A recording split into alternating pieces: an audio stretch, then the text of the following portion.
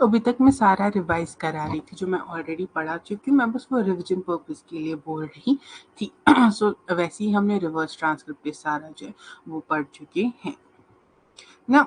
अब देखो हमारे स्टेप्स क्या हुए। सबसे पहले हमने डीएनए को निकाला, हमारी जो है डिजायर्ड जीन जो है हमने उसको पहले सबसे पहले निकाला उस डिजायर्ड ऑर्गेनिज्म से, जिससे हमें उस आई मीन जिस चीज का हमें रेप्लिका चाहिए, जिसका हमें मल्टीपल प्रोडक्ट चाहिए, उसको हमने निकाला हमारे डिजायर जीन। अब उस डिजायर जीन को हमें किस में डालना, हमारे होस्ट सेल में, जहाँ पे जाके वो रेप्लिकेट कर सके फाइनली और हमें हमारा प्रोडक्ट मिल सके। अब होस्ट सेल में भी हमने डाला, हमने क्या किया, हमने रिवर्स ट्रांसक्रिप्टेस एंजाइम यूज की, जिसकी वजह से हमने क्या किया, हम जो है उसको वहां पे डाला, जिसकी वजह से वो वहां पे इजीली रेप्लिकेट कर पाएगा। अगर आप प्रोकैरियोटिक सेल से यूकैरियोटिक सेल में भी डालोगे तो वहां पे भी वो रेप्लिकेट करेगा। उससे पहले हमने क्या किया, हमने जो है हमारा जीन ऑफ इंटरेस्ट जो है वो हमने उस ऑर्गन से निकाला। वहां से निकालने के बाद हमने उसको कट किया कि सो दैट हमें वो पर्टिकुलर सेगमेंट ऑफ डीएनए जो है वो मिल जाए। उसके बाद हमने जब उसको रिवर्स ट्रांसक्रिप्टेस एंजाइम के साथ जो है डाला उसमें, जिसकी वजह से जो है वो अब अगर वो प्रोकैरियोटिक सेल का एंजाइम है वो यूकैरियोटिक सेल में भी, अगर वो प्रोकैरियोटिक सेल का जीन है तो वो अब आराम से यूकैरियोटिक सेल में भी खुद को मल्टीप्लाई या रेप्लिकेट कर पाए। नाउ इसके बाद आता है सबसे important enzyme, that is alkaline phosphatase. अब देखो एल्कलाइन फॉस्फेटेज क्या करता है। ये सबसे इम्पॉर्टेंट एंजाइम है इन द बायोटेक्नोलॉजी, क्योंकि इसके बगैर जो हमारा बायोटेक्नोलॉजिकल प्रोसेस वो फर्दर जाएगा नहीं। क्यों? क्योंकि इसी की मदद से हमारा जो डिज़ायर जीन है वो हम हमारे होस्ट सेल में लाइगेट कर पाते हैं, उसको अटैच कर पाते हैं, उसकी वजह से जो है उसका सेगमेंट बन जाता है।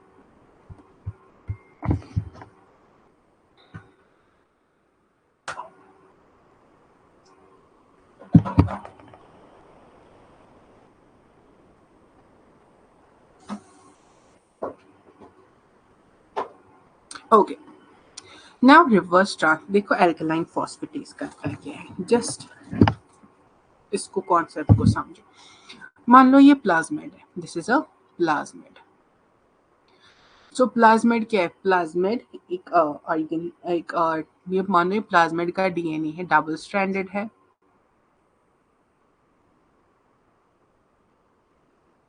इट इज हेलिकल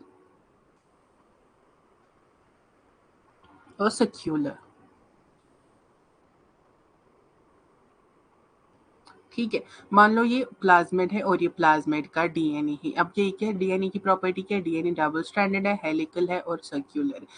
अब इस प्लाज्मिड का मानो अगर मैं पहले की बात करूं तो प्लाज्मिड का डीएनए ऐसे था, हेलिकल था, सर्क्यूलर था और डबल स्ट्रैंडेड था। बिफोर हमने इसको की रिस्ट्रिक्शन एंडोन्यूक्लियस से कट करने से पहले ये ऐसा था, बिल्कुल सर्क्यूलर था, 5' 3' एंड आपस में अटैचड थे, और ये ऐसे राउंड जो था इस प्लाज्मिड का डीएनए था। अब क्या किया हमने, हमने रिस्ट्रिक्शन एंडोन्यूक्लियस को लाया और हमने इस डीएनए को जो है दोनों स्ट्रैंड्स को कट किया। अब उस कट होने के बाद ये प्लाज्मिड जो कुछ ऐसा लग रहा है। अब देखो यहाँ पे 3' 5' एंड है, 5' 3' एंड है।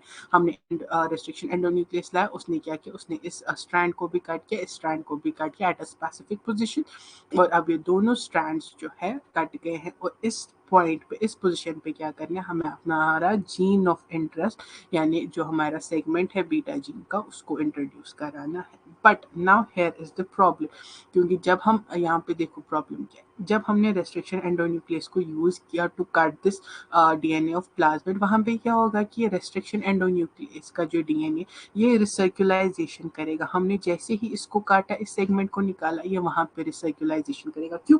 क्योंकि यहाँ पे 5' एंड पे क्या प्रेजेंट है, phosphoric group, phosphoric ester bond.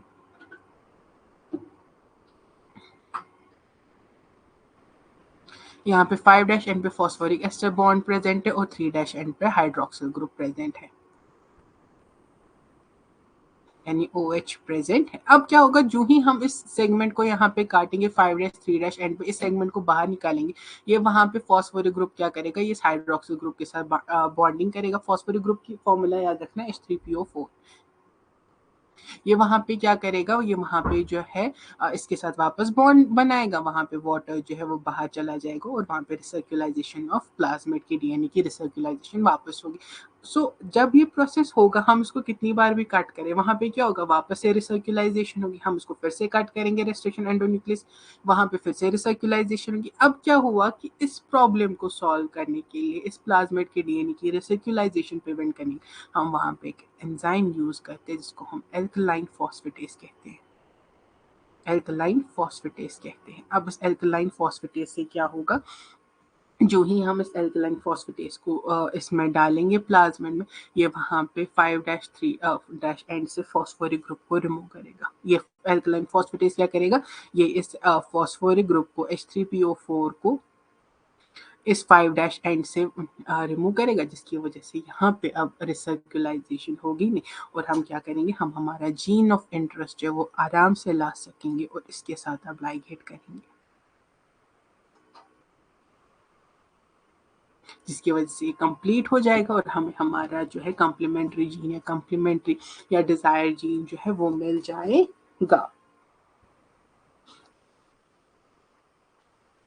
Now since ये हो गया use of alkaline phosphatase. Alkaline phosphatase जो है वो हमें क्या हेल्प करता है, वो हमें हेल्प करता है कि जो हमारा रेस्ट्रिक्शन एंडोन्यूक्लियस से जब हम किसी डिजायर जीन के डीएनए को कट करेंगे, सॉरी जब हम किसी भी होस्ट सेल के डीएनए को कट करेंगे, तो वहाँ पे जो है वहाँ पे वो उसके डीएनए की रिसर्कुलाइजेशन प्रिवेंट करता है, जिसकी वजह से जो है हम जो है हमारा जीन ऑफ इंटरेस्ट इसमें इंट्रोड्यूस कर पाते हैं। वो कैसे हेल्प करते हैं, वो क्या करते हैं, वो इस 5-3 एंड से जो है वहाँ पे फॉस्फोरिक ग्रुप फॉस्फोएस्टर बॉन्ड्स को रिमूव करते हैं, जिसकी वजह से वहाँ पे जो है वो फॉस्फोरिक एसिड जो है वो 5' का फॉस्फोरिक एसिड जो है वो नहीं बॉन्ड कर पाता है 3' के हाइड्रोक्सिल ग्रुप से, और वहाँ पे उसकी रिसर्कुलाइजेशन प्रिवेंट होती है। और उसके बाद हम क्या करते हैं, जो ही एल्कलाइन फॉस्फेटेज ने अपना काम किया, हम क्या करते हैं, हमारा जीन ऑफ इंटरेस्ट लाते हैं, उसमें लाइगेट करते हैं ना। अब क्या होगा, अब यहाँ पे हमें लास्ट का एंजाइम जरूरत लगेगा, जिसको हम कहते हैं डीएनए लाइगेस।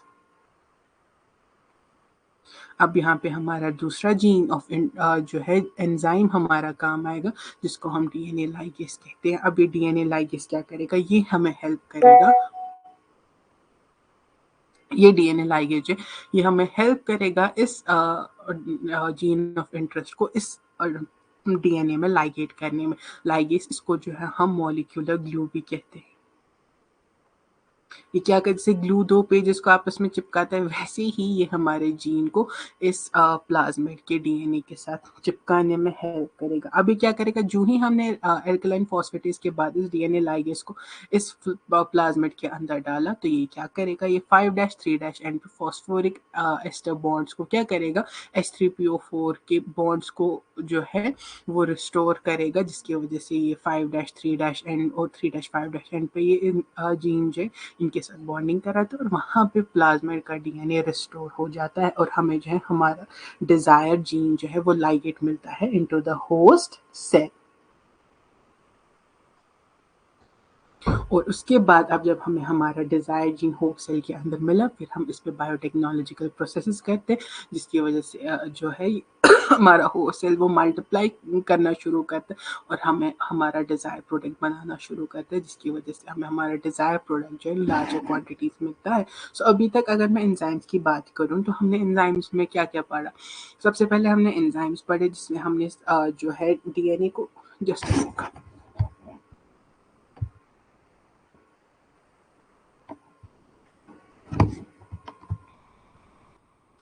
यहाँ पे देख लो, ये डायग्रामेटिक वे में ये बहुत अच्छे से समझ आएगा।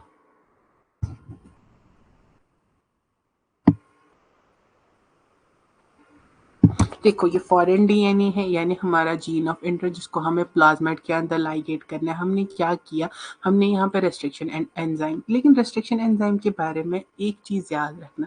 फॉर एग्जांपल, अगर हमने यहाँ पे इकोराई यूज किया या हमने बाम H1 यूज किया, या हमने साल H1, आप जो भी एंजाइम को, रिस्ट्रिक्शन एंजाइम को यूज़ करोगे डीएन फॉरेन डीएनए कट करने के लिए, एग्जैक्टली आपको सेम रिस्ट्रिक्शन एंजाइम जो है वो यूज़ करना है टू कट द प्लाज्मिड। क्यों?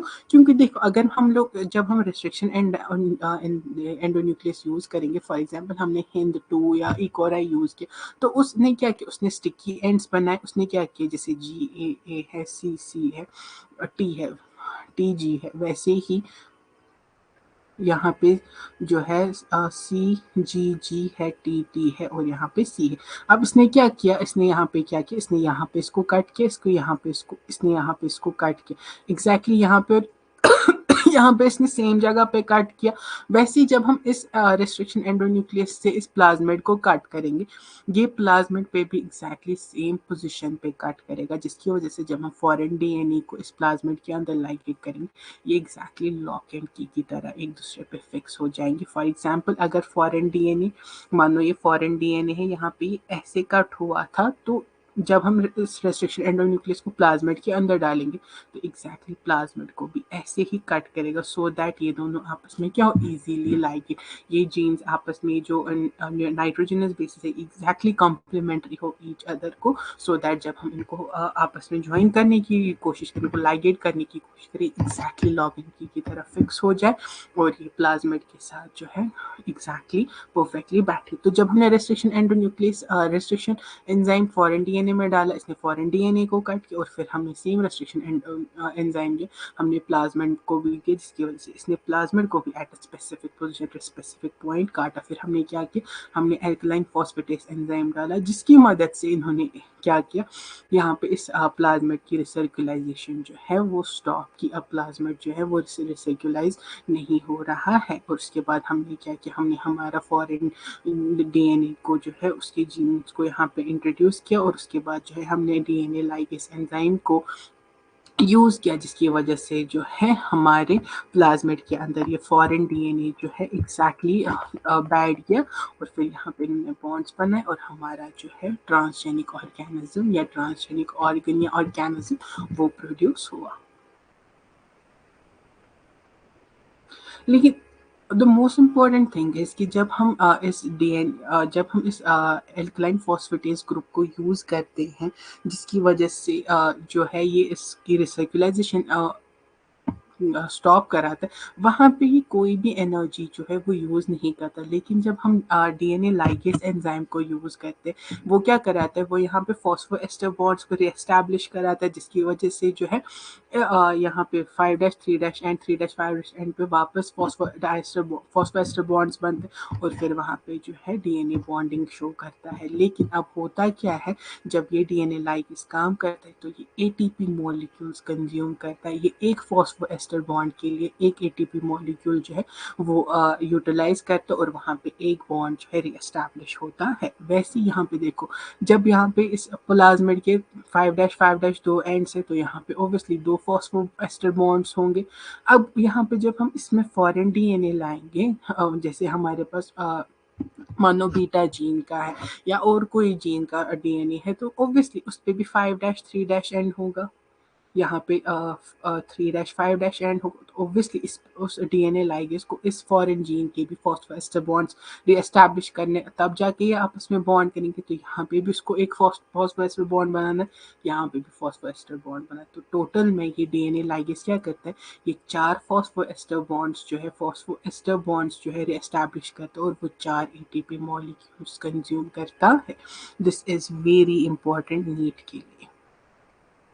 याद रखना कि जब डीएनए लाइगेज यूटिलाइज जब ये DNA ligase phosphoester bonds establish कराते, तो वहाँ पे वो एटीपी मॉलिक्यूल्स खर्च करता है, और वो एटीपी एक फॉस्फोएस्टर बॉन्ड के लिए एक एटीपी मॉलिक्यूल खर्च करता है। अब एग्जाम में सवाल जो है वो एग्जामिनर ऐसे भी पूछ सकता है कि how many ATP molecules are required for DNA ligase to establish phosphodiester bond. तब उसका मतलब होता है वो इसकी एक की बात कर रहा है, वो डीएनए की एक स्ट्रैंड की और फॉरेन जीन की एक स्ट्रैंड की बात कर रहा है। तो वहाँ पे कितने लगते हैं? वहाँ पे 2 एटीपी मॉलिक्यूल्स लगते हैं। लेकिन जब वो एग्जामिनर पूछेगा फॉस्फोएस्टर बॉन्ड, बताओ जी एक फॉस्फोएस्टर बॉन्ड में कितने एटीपी मॉलिक्यूल्स लगते हैं? तो वहाँ पे एक ही एटीपी मॉलिक्यूल लगता है। लेकिन अगर वो पूछे फॉस्फोडाइएस्टर बॉन्ड, तो याद रखना वहाँ पे 2 एटीपी मॉलिक्यूल्स लगते हैं। फॉस्फोडाइएस्टर का मतलब है कि वहाँ पे वो 2 phosphoric acid sorry phosphoester bonds की बात कर रहा है, ना कि एक की। This is very important for the NEET, इसको ध्यान से रखना। Now is DNA ligase clear?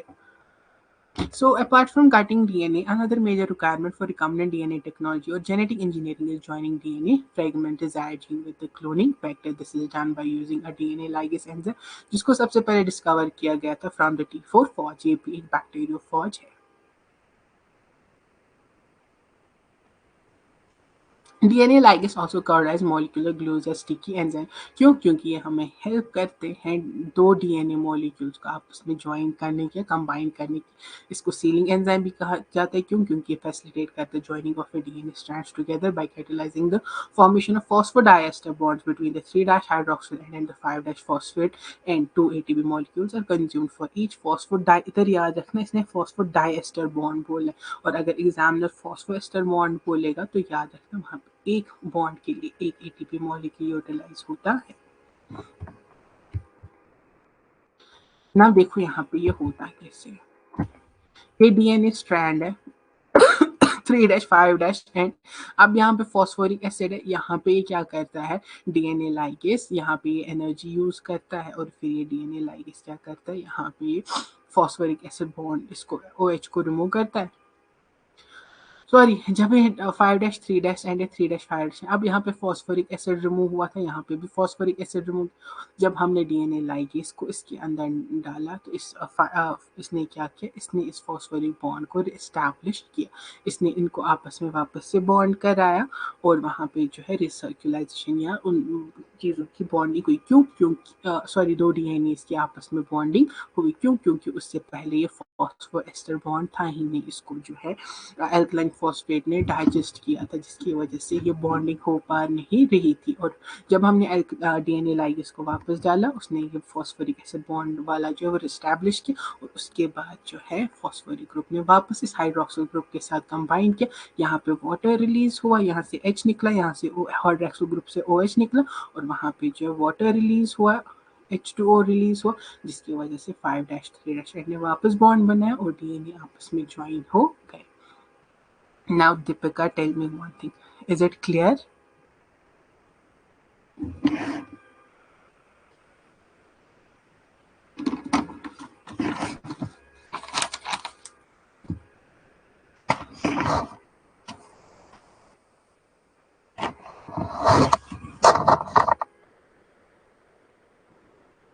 Deepika, is it clear?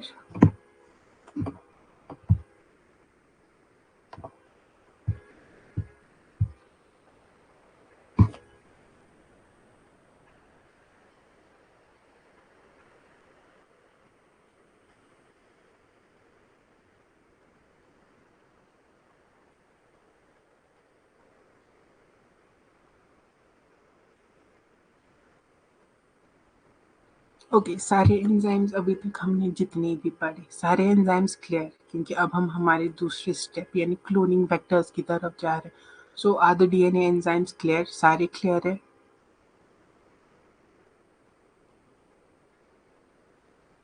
Okay,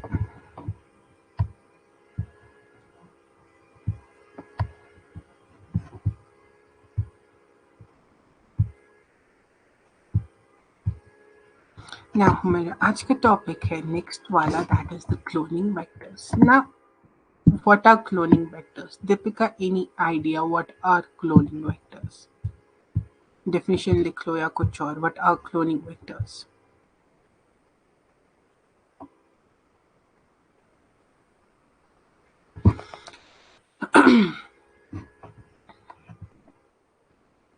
Deepika, definition और anything, what are cloning vectors, और सिंपली मुझे बताओ what are cloning vectors.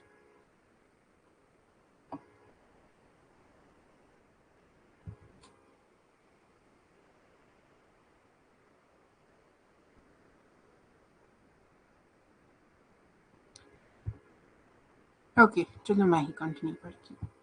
So basically अगर मैं क्लोनिंग वेक्टर्स की बात करूँ तो क्लोनिंग वेक्टर्स जो है वो डबल स्ट्रैंडर्ड डीएनए मॉलिक्यूल्स होते हैं। वो क्या करते हैं, तो डिजायर जीन को कैरी करते हैं फ्रॉम द, और एक तो वो उसको कैरी करते हैं टू द होस्ट सेल। वो हमारे लिए बेसिकली एज अ टैक्सी काम करते हैं। जैसे हम एक जगह से दूसरी जगह जानते हैं, व्हाट वी यूज किया, तो हम कार बस ऐसा कुछ लेते सो दैट हम एक जगह से दूसरी जगह जा सके। वैसे ही बायोटेक्नोलॉजी में जीन्स को ट्रांसफ़र करने में, डीएनए को ट्रांसफ़र करने में एक ऑर्गेनिज्म से दूसरे ऑर्गेनिज्म में ये क्लोनिंग वेक्टर्स जो है हमारी हेल्प करते हैं। इनको हम जेनेटिक टैक्सीज भी कहते हैं। तो बेसिकली ये क्या करते हैं, ये क्लोनिंग वेक्टर जो डबल स्टैंडर्ड डीएनए मॉलिक्यूल्स होते हैं जो कैरी करते हैं डिजायर जीन को और रेप्लिकेट करते हैं उसको within the component host cell. जो हमारी होस्ट सेल है उसके अंदर उसको रेप्लिकेट करने में भी हेल्प करते हैं। यूजुअली अगर आप सबसे पूछोगे तो वो इतना कहते हैं कि क्लोनिंग फैक्टर जो है वो डबल स्ट्रैंडेड डीएनए मॉलिक्यूल है जो हमारी हेल्प करते हैं क्या करने में, डीएनए मॉलिक्यूल को कैरी करने में हमारे ऑर्गेनिज्म से इनटू द होस्ट सेल। लेकिन ये क्लोनिंग वेक्टर जो है इसकी रेप्लिकेशन में भी हेल्प करते हैं। Now first we will see कि ये कैसे हेल्प करते हैं इसकी रेप्लिकेशन में। नाउ सी, हम यहाँ पे एग्जांपल लेंगे। फॉर एग्जांपल आपने बैक्टीरिया सुना होगा, बैक्टीरिया जिसको हम बैसिलस थ्रियोजेनेसिस कहते हैं। ये जो बैसिलस थ्रियोजेनेसिस बैक्टीरिया होता है इसमें एक ग्रुप ऑफ जीन्स प्रेजेंट होता है जिनको हम क्राइजीन्स कहते हैं, CRY, क्राइजीन कहते हैं। लेकिन याद रखना जब मैं क्राइजीन की बात करूं तो वहां पे C हमेशा स्मॉल होता है। और ये क्राइजीन जो है ये एक प्रोटीन बनाते हैं, जो ग्रुप ऑफ जीन्स है क्राइजीन ये एक प्रोटीन बनाते हैं जिनको हम क्राई प्रोटीन कहते हैं। और ये क्राई प्रोटीन जो है ये एक टॉक्सिन के लिए कोड, इसको हम बीटी टॉक्सिन भी कहते हैं। इसको हम बीटी टॉक्सिन भी कहते हैं। बेसिकली जो बैसिलस थ्रियोजेनेसिस है इनकी जीन जेनेटिक मटेरियल में एक ग्रुप ऑफ जीन्स प्रेजेंट होते हैं जिसको हम क्राइजीन कहते हैं। याद रखना जब भी आप क्राइजीन लिखो तो उसका सी हमेशा स्मॉल होता है, लेकिन जब आप उस क्राइजीन से जो प्रोटीन हमें क्राई प्रोटीन मिलता है उसका सी हमेशा कैपिटल होता है। दिस इज द डिफरेंस, उसको हमेशा एग्जाम में याद रखना। नाउ क्राइजीन जो है इसमें कोड करता है फॉर अ प्रोटीन जिसको हम क्राई प्रोटीन या बीटी टॉक्सिन कहते हैं। और ये बीटी टॉक्सिन जो है ये बहुत ही ज़्यादा पॉइजनस होता है। अब देखो हुआ क्या, जब सब आप ले लो एग्जांपल कॉटन की।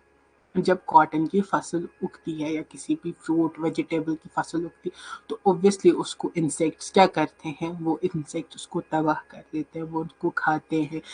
जो है फार्मर्स को बहुत ज़्यादा नुकसान करते हैं specially to this cotton plant. और जिसकी वजह से जो है टेक्सटाइल इंडस्ट्री उनको बहुत ज़्यादा नुकसान पहुँचते हैं। क्यों? क्योंकि ये इंसेक्ट्स जो है, ये इंसेक्ट की फैमिलीज जो है वो इन कॉटन कॉटन प्लांट्स को बहुत ज़्यादा नुकसान कराते हैं जिसकी वजह से उनको गुड यील्ड नहीं मिलता, प्रोडक्शन नहीं मिलती और इवेंचुअली ये उससे क्लोथ्स वगैरह बना पाते नहीं। So overall there is a loss in every aspect. अब साइंटिस्ट ने क्या सोचा, ये बायोटेक्नोलॉजिस्ट है उन्होंने क्या सोचा, उन्होंने कुछ ऐसी चीज़ें सोचने की कोशिश की जिससे जो है वो इन इंसेक्ट्स को मार सके। तो उनका सबसे पहला सोल्यूशन था इंसेक्टिसाइड्स या पेस्टिसाइड्स जिनको वो यूज़ करते।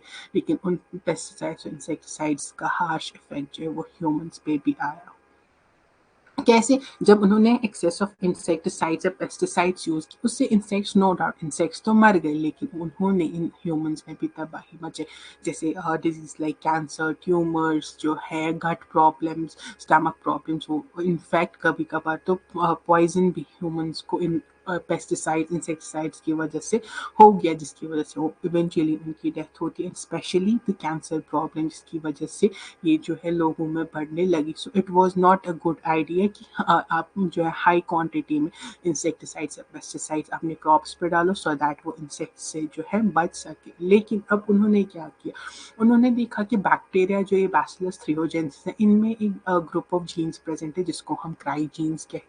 और ये क्राइजीन जो है कोड करते हैं for a toxin, for a protein जिसको हम क्राई प्रोटीन कहते हैं या उसको हम बीटी टॉक्सिन भी कहते हैं। और ये बीटी टॉक्सिन जो है ये इंसेक्ट्स के लिए पॉइजनस बनता है। जो ही इंसेक्ट इस बीटी टॉक्सिन को कंज्यूम करते हैं उनकी डेथ इमीडिएटली होती है। तो उन्होंने क्या किया, उन्होंने कहा कि हम इसी बीटी टॉक्सिन जीन को जो है स्क्राई जीन को इंट्रोड्यूस करेंगे इनटू द प्लांट सेल्स, जिसकी वजह से जो हमारे प्लांट्स है वो क्या बनेंगे, पेस्ट रेजिस्टेंट। और इवेंचुअली जो ये प्रॉब्लम है पेस्टिसाइड्स इंसेक्टिसाइड्स यूज करने की वो भी खत्म हो जाएगी और लोगों की हेल्थ भी जो है, ह्यूमंस की हेल्थ भी वो भी क्या हो जाएगी, वो भी सेफ हो जाएगी।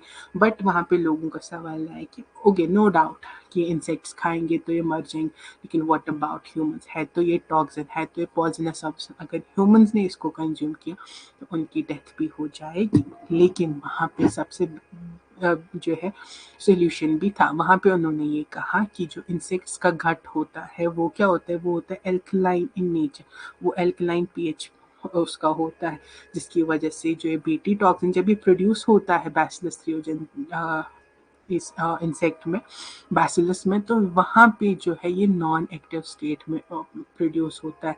जब ये क्राई प्रोटीन प्रोड्यूस होता है तो ये नॉन एक्टिव स्टेट में होता है, लेकिन जो ही ये इंसेक्ट्स के घट के एल्कलाइन पीएच के साथ मिल जाता है तो ये एक्टिव हो जाता है और ये उसी टाइम पे इंसेक्ट्स की डेथ करा देता है।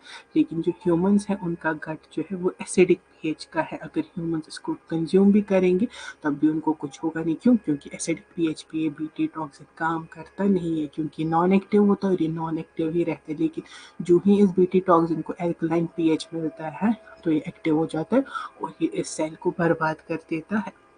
So there was a solution for everything, जिसकी वजह से बीटी टॉक्सिन जो है इसको यूज किया गया, इसके जीन्स जो है वो ट्रांसफर किए गए इनटू द डिफरेंट ऑर्गेनिजम्स और फिर वहाँ पे जो है ट्रांसजेनिक प्लांट्स बनाए गए, जैसे बीटी कॉटन, बीटी ब्रिंजल है, गोल्डन राइस है और different variety of cotton plants है। तो हर एक जगह हर एक फील्ड में जो इसको यूज किया गया, एक तो पेस्ट रेजिस्टेंस भी मिली और दूसरा ये ह्यूमंस को भी हार्म नहीं करता था ना। इस क्राई प्रोटीन की सबसे बड़ी प्रॉब्लम थी कि ये जो एक क्राई प्रोटीन है इसमें ORI साइट नहीं था, इसमें ओरिजिन ऑफ रेप्लिकेशन नहीं थी, जिसकी वजह से जो है ये जो है खुद को मल्टीप्लाई नहीं कर पाता था। Here I will show you, देखो हुआ जो ये कॉटन प्लांट है, तो बॉटनी बायोलॉजिस्ट ने क्या किया, बायोटेक्नोलॉजिस्ट ने क्या किया, इन्हें कॉटन प्लांट का एम्ब्रियो लिया। जब इस एम्ब्रियो से जाइगोट बना तो इन्होंने इसी जाइगोट में क्या किया, इंट्रोड्यूस स्क्राई प्रोटीन को, स्क्राई जीन को इंट्रोड्यूस किया, जिसकी वजह से वो क्या चाहते थे कि जो ही इन्होंने इसके जीन को इसके साथ डाला तो वहाँ पे एक्सपेक्टेड था कि जाइगोट मल्टीप्लाई करेगा, सो डज ये क्राई जीन भी मल्टीप्लाई होगा और इवेंचुअली जो ये प्लांट फॉर्म होगा, प्लांट की स्टेम्स, लीव्स, हर एक पार्ट में जो इसकी स्टेम है, लीव्स है, इसके रूट्स, हर एक पार्ट में ये क्राई जीन प्रेजेंट होगा, जिसकी वजह से इवेंचुअली ये पूरा का पूरा प्लांट जो है वो क्या बनेगा, पेस्ट रेजिस्टेंट। ये पूरा का प्लांट पेस्ट रेजिस्टेंट बनेगा। बट इवेंचुअली वहाँ पे ऐसा हुआ नहीं, क्योंकि ये जो क्राई जीन है इसका डीएनए जब हमने देखा इस क्राई जीन का, तो वहाँ पे ये देखा कि इसमें OR है, ओरिजिन ऑफ रेप्लिकेशन जो है वो प्रेजेंट ही नहीं थी। हमने जब इस क्राइजीन का सेगमेंट किया वहाँ पे ओरिजिन ऑफ रेप्लिकेशन साइट था ही नहीं, जिसकी वजह से क्राइजीन जो खुद को मल्टीप्लाई ही नहीं कर पाया हर सेल में, और हर सेल में हमें क्राइजीन इस प्लांट के मिला नहीं। तो इस चीज़ को कोप अप करने के लिए, इस प्रॉब्लम को सॉल्व करने के लिए बायोटेक्नोलॉजिस्ट ने क्या, उन्हें कहा हम क्लोनिंग वेक्टर यूज़ करेंगे।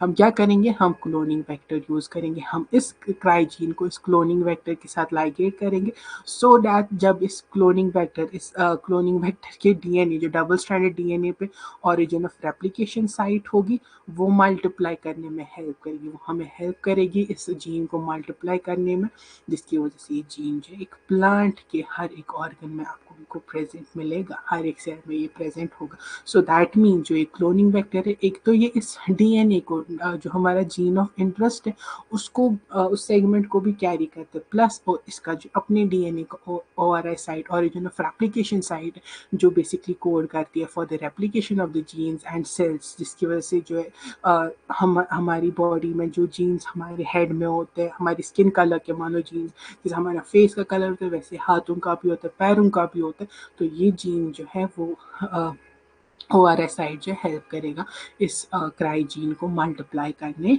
में। सो क्लोनिंग वेक्टर अब इसके क्या है, दो फायदे। सबसे पहले एक तो ये हेल्प करता है हमें इस जीन के सेगमेंट को कैरी करने में, और दूसरा यहाँ इसकी जो क्लोनिंग वेक्टर की जो ORI साइट होती है ये हमें हेल्प करती है इस जीन को मल्टीप्लाई करने में, सो दैट इस प्लांट या इस ऑर्गेनिज्म के जो भी जिसमें भी हम इसको लाइगेट करेंगे या जो भी हमें प्रोडक्ट चाहिए उसकी हर सेल जो है, जो रेप्लिकेटेड सेल हो उसमें हमारा डिजायर्ड जीन प्रेजेंट हो। सो this was how the cloning vector का यूज आया। पहले तो उसको कैरी करने के लिए यूज किया गया, इसको जो है पैसेंजर डीएनए जो हमारा था वो उसको उसमें इसकी टैक्सी में बिठाया क्लोनिंग वेक्टर की, और उसको लाइगेट किया हमारे होस्ट सेल में, और वहाँ पे जब इसने इसको पहुँचाया वहाँ पे फिर इसने हेल्प की अपनी ORI साइट के थ्रू, जिसकी मदद से जो है ये जीन जो है ये इस जीन रेप्लिकेट कर पाया, और इस होस्ट सेल की होस्ट ऑर्गेनिज्म की हर सेल में ये जीन प्रेजेंट था। Is it clear Deepika?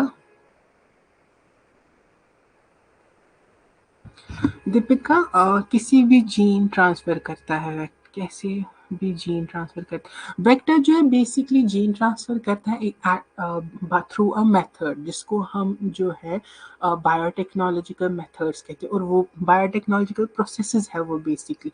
तो वो हमें इसके बाद जब हम क्लोनिंग वेक्टर और होस्ट की प्रॉपर्टीज पढ़ेंगे उसके बाद हमें मैकेनिज्म और बायोटेक्नोलॉजी पढ़ना है कि कैसे जो है वेक्टर में जब हमने इस जीन को लाइगेट किया फिर उसने कैसे उसको पहुंचाया होस्ट के अंदर, और होस्ट के अंदर वो कैसे वो खुद को मल्टीप्लाई करता है, और मल्टीप्लाई करने के बाद कैसे वो उसकी कॉपीज बनती हैं, और फिर कैसे कॉपीज बनने के बाद वो प्रोडक्ट बनाना शुरू करता है। सो बेसिकली उसका एक पूरा मैकेनिज्म है जो हमें इसके बाद पढ़ना है। उसमें डिफरेंट डिफरेंट स्टेप्स, जैसे आपने PCR वगैरह सुना होगा, तो उसके बाद जो है जो ही उसने प्रोडक्ट बनाना शुरू किया, उस प्रोडक्ट बनाने के बाद जो है उसको हम केमिकल इंजीनियरिंग कहते हैं। उस केमिकल इंजीनियरिंग में हम उस प्रोडक्ट की लार्ज नंबर ऑफ कॉपीज बनाते हैं और फिर उसको मार्केट में सेल करते हैं।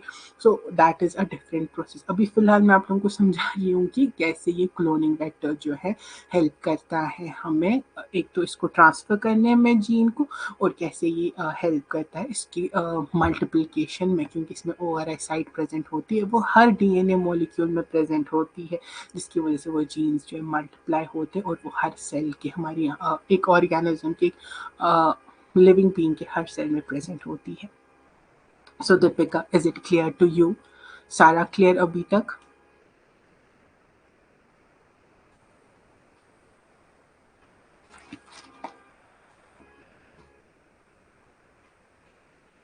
कोई डाउट, कोई question? Okay, so this was all for today. अब रहता है हमारे पास क्लोनिंग वेक्टर की कैरेक्टरिस्टिक्स, जिनको हम हमारी कल की क्लास में कंप्लीट करेंगे, और उसके बाद ही हम हमारा होस्ट जो है वो भी कंप्लीट करेंगे। उसके बाद जो हमारे होस्ट के कुछ कैरेक्टरिस्टिक्स है वो कंप्लीट करेंगे कल, और उसके बाद हमें सिर्फ जेनेटिक इंजीनियरिंग रहती है। जेनेटिक इंजीनियरिंग वाला प्रोसेस वो हम नेक्स्ट वीक ख़त्म करेंगे। उसके बाद बायोटेक्नोलॉजिकल एप्लीकेशन, उसमें एक दिन लगेगा, और बायोटेक्नोलॉजी ख़त्म। Okay, by next week I will try कि मैं इस चैप्टर को सारे को ख़त्म करूँ, सो दैट हम एनिमल फिजियोलॉजी फाइनली हम उसके बाद स्टार्ट कर सकें। Okay, so this was all for today. Have a great evening. आपका कोई सवाल, कोई क्वेश्चन या कुछ?